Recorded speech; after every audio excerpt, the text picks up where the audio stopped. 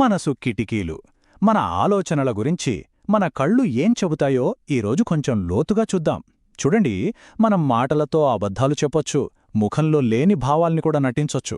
కాని మన కళ్ళు, అవి మాత్రం ఎప్పుడు నిజాన్నే చెబుతాయి. అసలదెలా సాధ్యమో ఇప్పుడు తెలుసుకుందాం. అంటే మన కళ్ళు మన రహస్యాలను నిజంగానే బయటపెట్టేస్తాయా? ఒక వ్యక్తి లోపల ఏముందో, వాళ్ల మనసులో ఏం నడుస్తోందో కేవలం వాళ్ల కళ్లలోకి చూసి చెప్పడం సాధ్యమేనా? ఈ విశ్లేషణలో ఈ ప్రశ్నకు సమాధానం వెతుకుతాం. ముందుగా కళ్ళు మనసుకి అద్దంలా ఎలా పనిచేస్తాయో చూద్దాం. మనకు తెలియకుండానే, మన కంట్రోల్ లేకుండానే మన కళ్ళు మన లోపలి నిజాన్ని ఎలా బయటపెడతాయో తెలుసుకుందాం. అవి మన అంతరాత్మకు నిజాయితీగల సాక్షుల్లాంటివి అన్నమాట. ఈ వాక్యం చూడండి, ఎంత పవర్ఫుల్గా ఉందో. ఒక వ్యక్తి తన ముఖంలో భావాలను ఎంత బాగా దాచాలని చూసినా, ఎంత బాగా నటించినా సరే, కోర్టులో ఒక ప్రత్యక్ష సాక్షి ఎలాగైతే నిజాన్ని కక్కించేస్తాడో అతని కళ్ళు కూడా నిజాన్ని బయటపెట్టేస్తాయి. అంటే సింపుల్గా చెప్పాలంటే, మనం ఎంత దాచాలని ప్రయత్నించినా మన కళ్ళు మాత్రం మన ఫీలింగ్స్ని బయట పెట్టేస్తూనే ఉంటాయి. మరి ఈ నిజాన్ని చెప్పేది మన కళ్లలో ఏ భాగం? దానికోసమే మనం కనుపాపల రహస్యాల్లోకి వెళ్ళాలి. మన కంటిలో ఉండే ఈ చిన్న నల్లటి భాగం మన ఫీలింగ్స్ని బట్టి ఎలా పెద్దగా అవుతుందో, ఎలా చిన్నగా అవుతుందో ఆ భాషను అర్థం చేసుకునే ప్రయత్నం చేద్దాం. ఇప్పుడు ఈ స్లైడ్లో చూడండి, ఇది చాలా సింపుల్గా మన కనుపాపల రియాక్షన్ని వివరిస్తుంది. రెండు వ్యతిరేక ప్రతిచర్యలుంటాయి. ఆనందం లేదా ఆశ్చర్యం కలిగినప్పుడు కనుపాపలు వ్యాకోచిస్తాయి, అంటే సైజులో పెద్దవవుతాయి. అదే భయం లేదా అసహ్యం కలిగినప్పుడు అవి సంకోచిస్తాయి, అంటే చిన్నవవుతాయి. మరి మన కనుపాపలు ఎప్పుడెప్పుడు పెద్దగా అవుతాయి? ఉదాహరణకి, ఏళ్ల తర్వాత మనకు ఇష్టమైన వాళ్ళని చూసినప్పుడు, అనుకోకుండా పెద్ద సక్సెస్ వచ్చినప్పుడు, ఓ కష్టమైన లెక్కకు సమాధానం దొరికినప్పుడు, మంచి రుచి లేదా సువాసన వచ్చినప్పుడు. అంతేకాదు, ఒక స్టడీలో తెలిసిందేంటంటే, ఆకర్షణీయమైన పురుషుడు ఫోటో చూసినప్పుడు మహిళల కనుపాపలు పెద్దవయ్యాయట. అంటే పాజిటివ్ విషయాలు, ఏకాగ్రత, ఆకర్షణ ఇవన్నీ మన కళ్ళను విశాలంగా చేస్తాయన్నమాట. దీనికి పూర్తిగా వ్యతిరేకంగా, ఏదైనా చెడువార్త విన్నప్పుడు, పామును చూడటంలాంటి భయానక పరిస్థితి ఎదురైనప్పుడు, లేదా చూడటానికి అసహ్యంగా ఉన్నదాన్ని చూసినప్పుడు కనుపాపలు చిన్నగా అయిపోతాయి.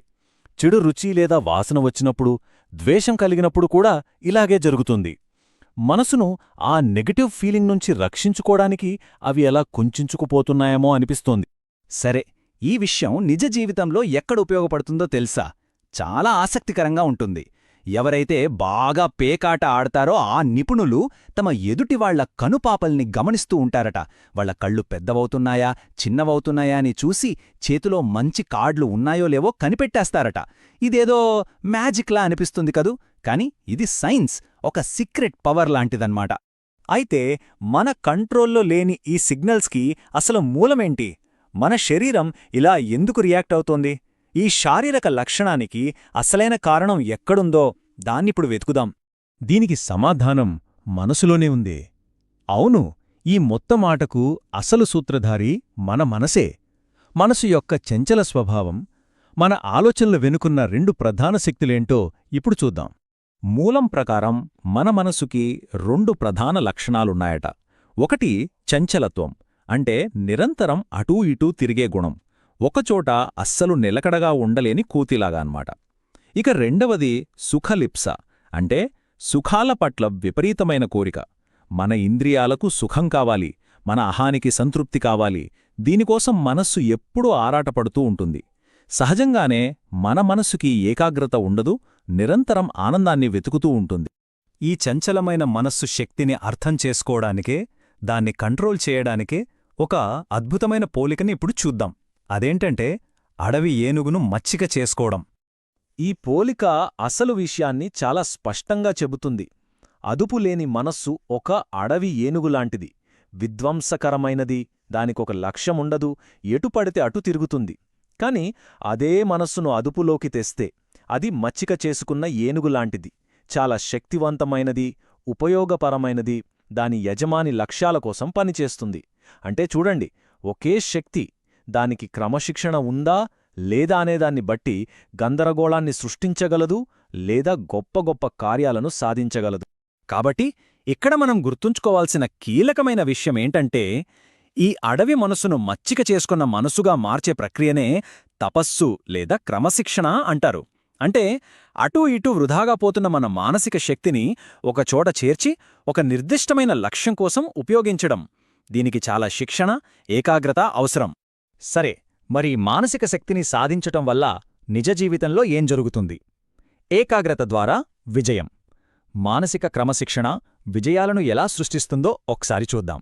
మనసుపై పట్టు సాధించే ప్రాసెస్ని ఈ 3 సింపుల్ స్టెప్స్లో చూడొచ్చు. మొదటిది, మనస్సు అటూ ఇటూ తిరగడాన్ని ఆపడం. అసలు మనస్సు ఎక్కడెక్కడో తిరుగుతోందని గుర్తించి దాన్ని ఆపాలి. రెండవది, శక్తిని ఒకచోట చేర్చడం. ఆ చెల్లాచెదరైన మానసిక శక్తిని ఒకే చోటకి తీసుకురావాలి. మూడవది, లక్ష్యం మీద పెట్టడం.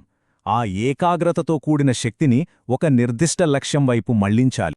ఏకాగ్రత ఉన్న మనసు వల్ల ఎవరికి లాభం? పొలంలో పనిచేసే రైతుకు, చదువుకునే విద్యార్థికి, బొమ్మలు గీసే ఆర్టిస్టుకు, ప్రయోగాలు చేసే సైంటిస్టుకు, మార్కెట్లో ఉండే వ్యాపారికి, ఆలోచించే తత్వవేత్తకు, ఇలా ప్రతి ఒక్కరికి.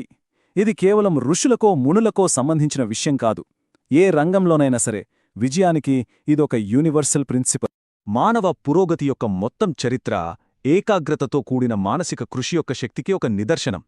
ఈ శక్తివంతమైన వాక్యంతో ఈ విశ్లేషణలోని అసలు సారాంశాన్ని ముగిద్దాం. మానసిక ఏకాగ్రత ప్రభావం ఎంత గొప్పదో ఈ ఒక్క వాక్యం చెప్తుంది.